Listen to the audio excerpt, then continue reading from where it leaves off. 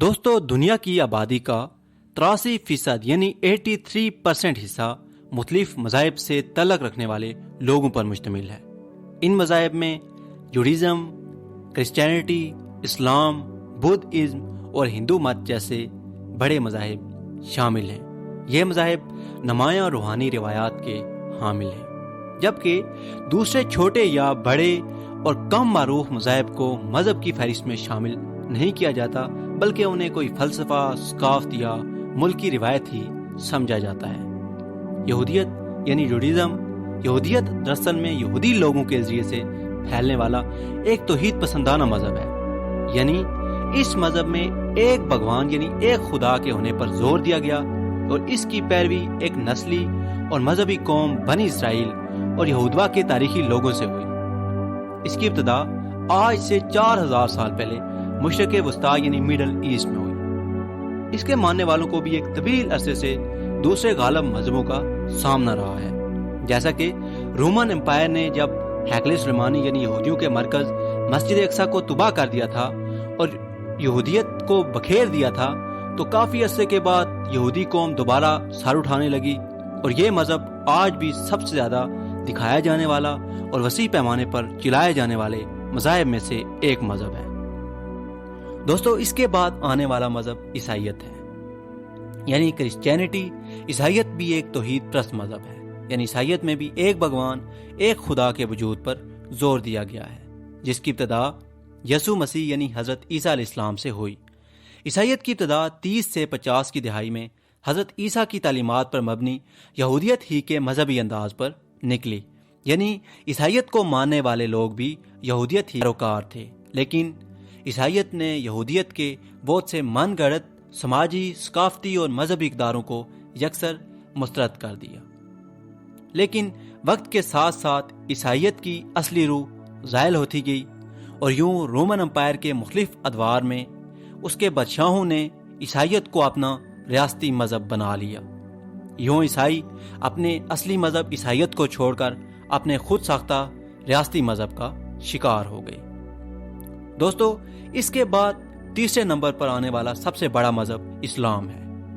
اسلام بھی ایک سخت توحید پسندانہ مذہب ہے، یعنی اس مذہب میں بھی ایک خدا اور ایک بھگوان کے وجود پر زور دیا گیا ہے، جس کو موجودہ دور کے سعودی عرب میں 607 عیسوی میں پیغمبر اسلام لے کر آئے۔ اس کی تمام تر تعلیمات جو قرآن میں موجود ہیں، بہت سے یہودی اور عیسائی عقائد کے ساتھ ایک جیسا یعنی مشترکہ نسل ہونے کا دعویٰ کرتی ہیں، یعنی ان تینوں مذاہب یہودیت، عیسائیت اور اسلام میں بہت سی تعلیمات ایک جیسی ہیں۔ پیغمبر اسلام نے بہت جلد ہی مشرکین کی مخالفت کے باوجود مسلمانوں کی ایک بہت بڑی جماعت تیار کر لی۔ اسلام نے یہودیت اور عیسائیت کی تمام خود ساختہ اور مشرکانہ روایات اور اقدار کو مسترد کر دیا، اور یوں اسلام بہت جلد ہی عیسائیت کے بعد دوسرا بڑا مذہب بن گیا۔ اس مذہب سے تعلق رکھنے والے اکثریت لوگوں کا تعلق مڈل ایسٹ اور ساؤتھ ایسٹ ایشیا سے ہے۔ دوستو، اس کے بعد چوتھے نمبر پر آنے والا سب سے بڑا مذہب بدھ مت یعنی بدھ ازم ہے۔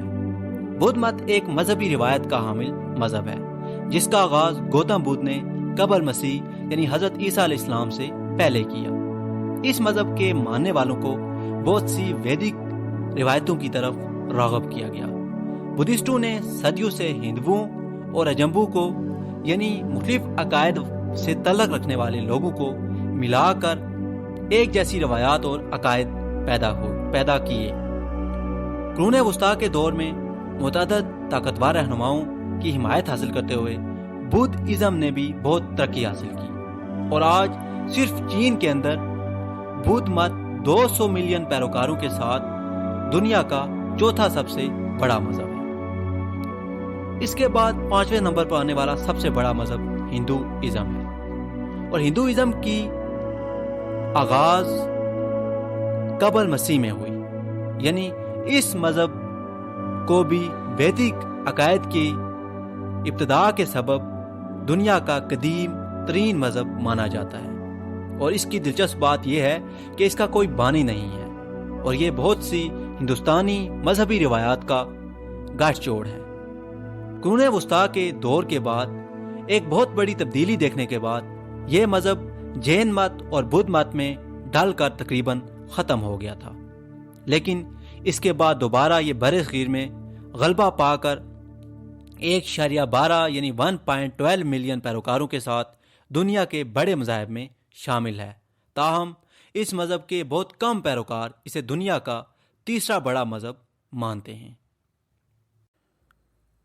دوستو، اس ویڈیو میں ہم نے دنیا کے 5 بڑے مذاہب کو ڈسکس کیا ہے، اس لیے اگلی ویڈیو میں ہم کم معروف اور چھوٹے مذاہب کے بارے میں جاننے کی کوشش کریں گے۔ اس وقت تک ہمیں اجازت دیجیے۔